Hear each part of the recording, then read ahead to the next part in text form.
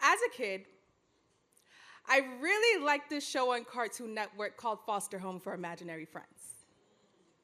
And I know that this home has all different types of weird-looking creatures in it, but somehow I relate to them. I like Wilt because despite his dismembered appearance, with missing limbs and stitches, he always carries himself with the sort of gentleness.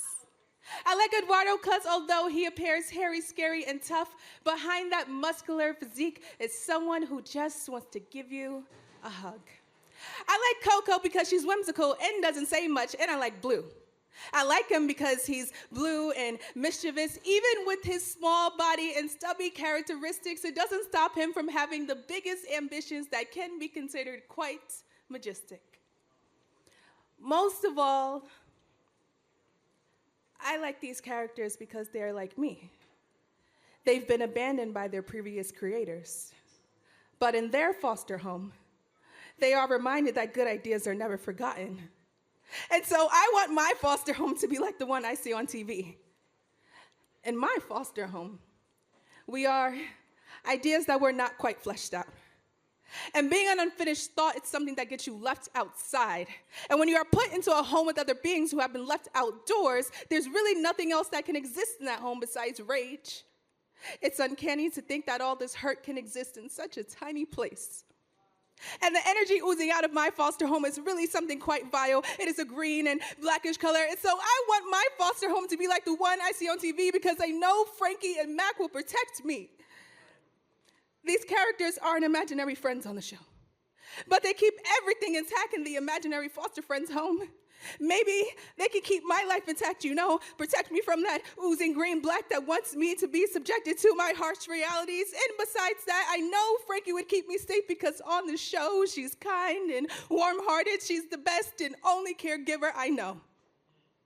And Mac makes me believe that unconditional love exists because he always forgives Blue for the mayhem he inflicts. In my home, everything is conditioned by unspoken trauma and government assistance. And God forbid you broke down in the midst of all this, you'd be treated as if...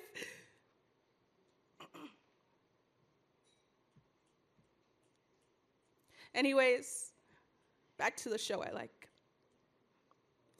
There's a particular episode that reminds us that these imaginary friends need a home. Adopt a Thought Saturday. Maybe I could be a thought that's adopted. I don't get treated humanely in my foster home, so this must mean I'm not human, creature-like, an assortment of weird characteristics like my friends on TV. The adults around me wouldn't notice if I disappeared into an alternate reality. That's probably why we eat separately and don't get invited to family gatherings, and receive occasional blows to our tiny and fragile bodies when we step too far outside the lines of our foster parents' boundaries. Click goes a television screen. My foster parent says it's time to sleep. As I lay in my bed, looking at the poles holding the other bed on top of me, I close my eyes and dream about being an imaginary friend. Repeatedly, I wish for my foster home to be like the one I see on TV. And if not in my reality, at least let me have it in my dreams.